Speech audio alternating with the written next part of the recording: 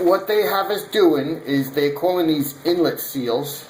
There's two of them. One goes in each side. They have little nubs on them that fit into indexed grooves. I don't know if you can see it in this lighting. Index grooves up here. And it also has a little bit of a shape to it. You can see that, and that kind of matches the shape of this. So you put them in the right way so that the shapes match and the little nubs fit in.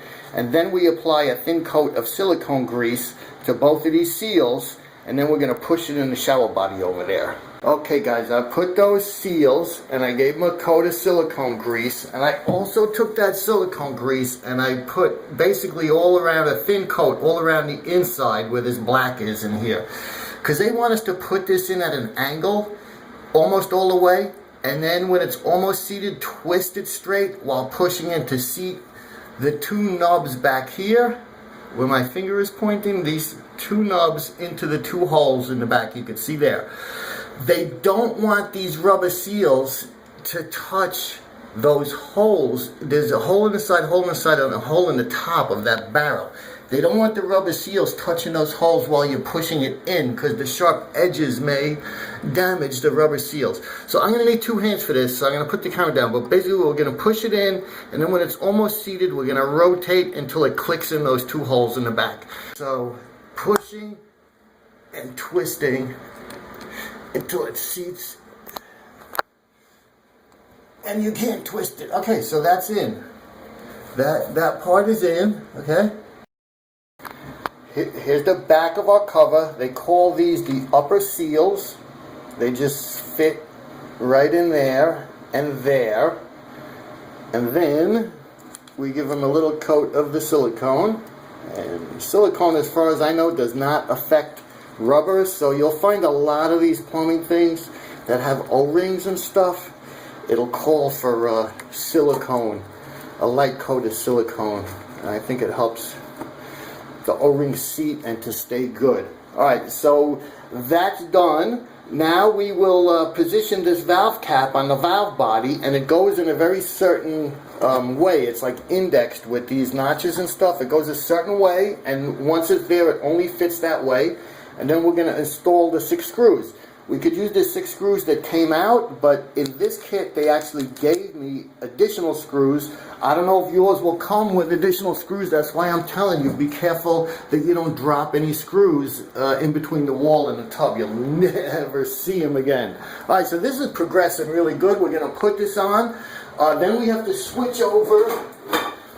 We have to switch over this white threaded piece from the old one to the new one, because that's what the trim screws onto, and I think we got to switch this over also, and then basically put the trim on, and we're doing real good. Then I can write the bill and invoice this guy. He's pretty good. He always pays.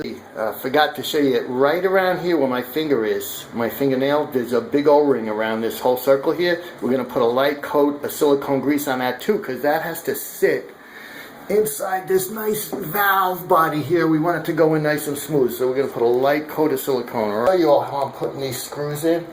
I'm kind of like sticking it in the screwdriver, and then I hold it with my finger, and then put it in the hole, and it goes right in. Now I put the 6 in like hand tight. Now I'm going to come and as I put them in, I went across and across and across, kind of like you're tightening up a car tire.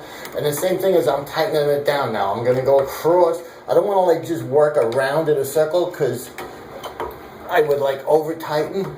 So I'm like doing opposites as I'm moving around.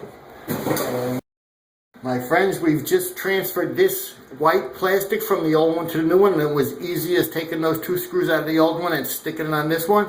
And then we put this handle adapter on, which was as easy as there's a screw right in that hole there, taking out the screw.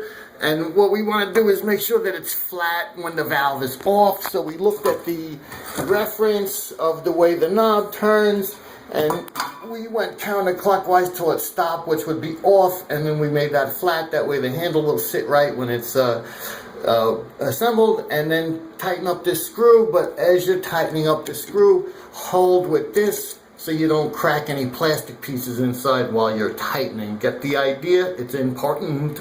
Now this little set screw here, When it's turned all the way to hot, it hits this stop on the bottom, and that's what has to do with how hot it could get. This kid's a little older, he's like a teenager, so I'm gonna back that out so that we can get some temperature on this. But actually at this point, we can turn the water on, and we can actually check ourselves for water temperature. First we wanna, of course, make sure that it's off so we don't get wet, so we go to our off stop. And then we're going to turn those 2 quarter turn valves that I showed you guys about. I got silicone grease on my fucking fingers. Okay. There, that's the cold is on and the hot is on. So the water supply is back on. Nothing's pouring out of anywhere, so far so good. What I'm going to do is take just a pair of pliers and run it through its range, because I want to check that everything's working. I want to check there's no leaks inside here before we put the cover on. So that's our cold.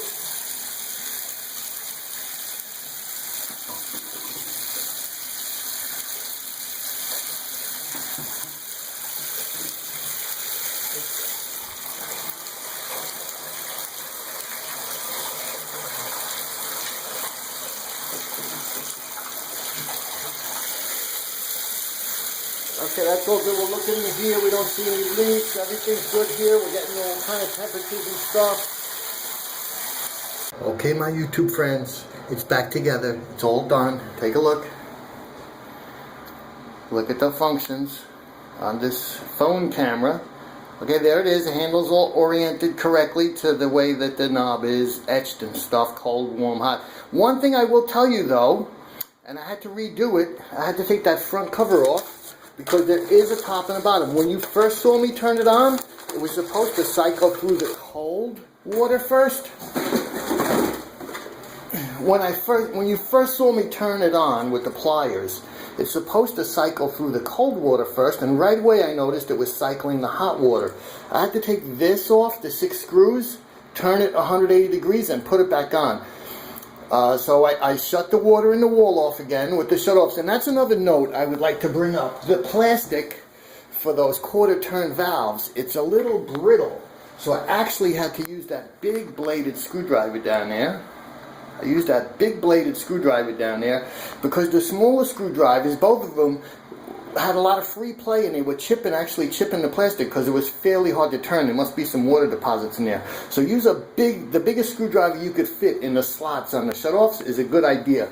And then, like I said, when I turned on the water, let's say this was the knob here, it's supposed to go cold and then to hot. It went to hot and then to cold.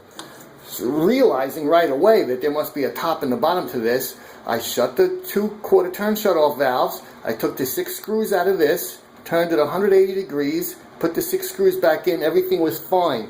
There's a plastic stop, if I could show you, there's a plastic stop right here, you see that? That is the bottom. Okay, so that plastic stop is the bottom. This would be all the way hot right now if it was turned on, and that stop would be against the hot. And this would be off, and that would be all the way on hot, and that stop is on the bottom. Okay, that's the only difference in this piece. Everything else orients the same, at least on this model. There might be different models, or in Europe or something they do it the other way, but alright, so I redid it. Now it cycles cold and then to hotter, okay, just like it was the old style. It's not leaking, the water's on. I'm going to clean everything up with a little all-purpose, that chrome trim. I'm going to clean up the tub with my footprints off, put the rub back, clean up my tools, get out of here. I'm going to bill. I think the parts were like 100 and something with the shipping. And, of course, I'm going to mark that up till maybe like 212 or 218 or something. And then because I came here and I had to like order and then come back, I'm going to give them like 2 hours labor. 250 plus the 200 parts, you know, whatever. It's imported marble, you know, fully up to the ceilings and stuff. All premium stuff. Whatever, you know. You gotta take care of yourself. Don't let anyone take advantage of you. If you got your own business, don't refuse to be exploited. Get your money, because I did spend to it. Although the actual repair, if I wasn't filming, This would be like a level 2, skill level 2 out of 5. Like almost anybody could do it. And it only took about 15 minutes. But I had to come, take it apart, ID the parts, look on the internet, find it, order it, then come back a week later, install it.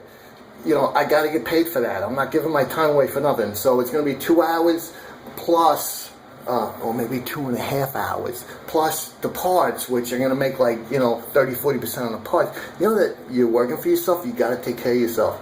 I got my own vacation, my own sick pay, my own retirement. No one's taking care of me, you know. So, alright, so keep it real, people. See you later. Don't forget to sub while you're here. Rate the video. You like it or not. If I helped you out, use the comment box. That's what it's there for. All of this interaction with YouTube helps me out being a legacy YouTube, paid YouTube partner. Legacy, okay? All of this interaction really helps me out. So help out. See you later, guys.